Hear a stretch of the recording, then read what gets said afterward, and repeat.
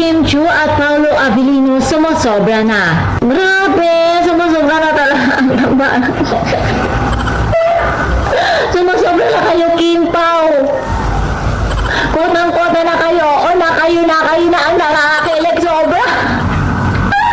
Kumusta naman kayo mga single habang nanonood sa inyo? Nga mga chikatoras, binansagan the new mukbang King and Queen, sina Paolo at Kim. Dahil nga naman, diba, kitang-kita naman ang kanilang pagmumukbang sa bawat isa. Win to become one. Grabe, nakakakilig sobra. Habang nanonood ako na parang, oh my God!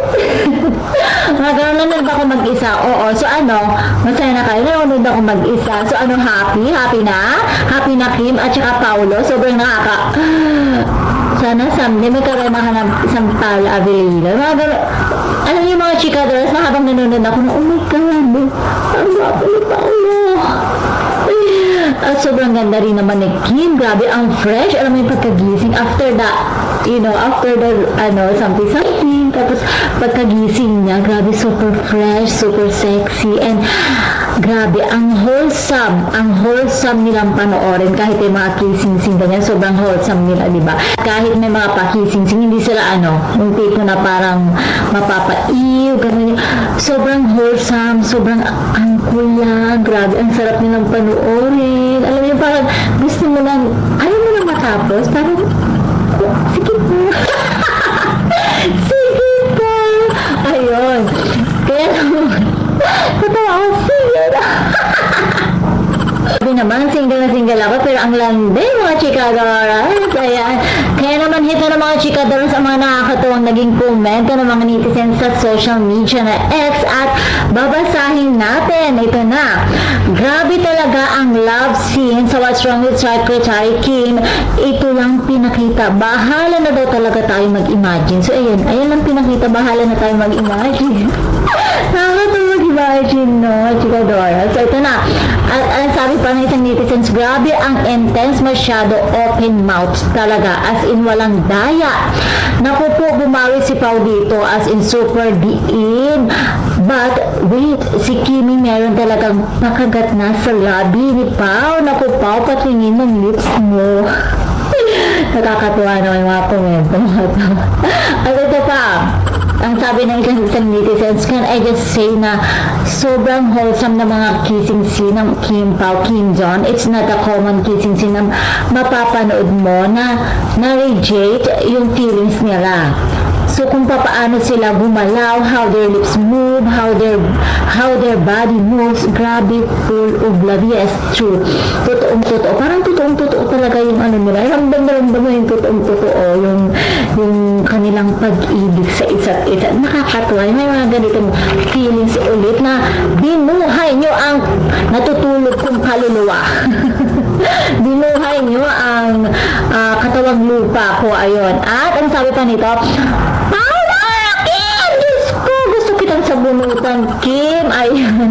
Grabe, ang ganda talaga ni Kim, no? So, ba? Sian left the group. Grabe ang sinayang mo. Sian Lim. So, ayan. At ito pa, ang sabi pa nito, isang netizens, palibhasa, alam na alam nyo kung paano kami kunin. Isang ngiti, isang halik. Ayun, sa inyo na ulit umiikot ang mundo namin. Yung totoo, acting pa ba ito? O may halong totohanan na? May halong totohanan na talaga. Sana nga, diba? Kasi super bagay na bagay talaga ang Kim Pao. As in, walang daya, legit.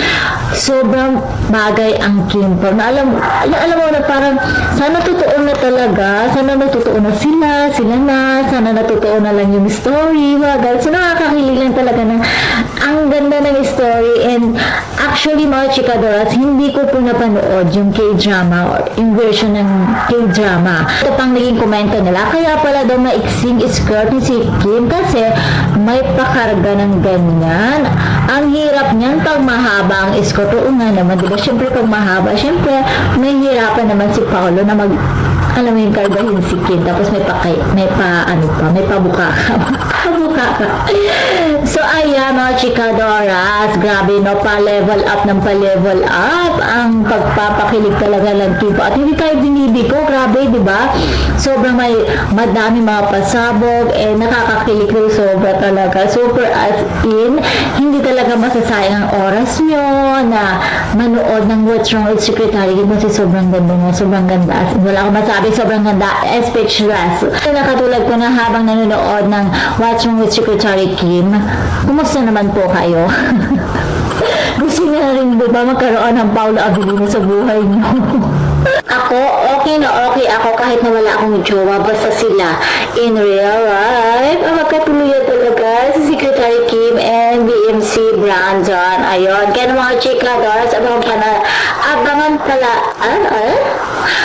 pa natin ang mga susunod pang episode ng What's Wrong with Secretary Kim na malapit na po magtapos actually.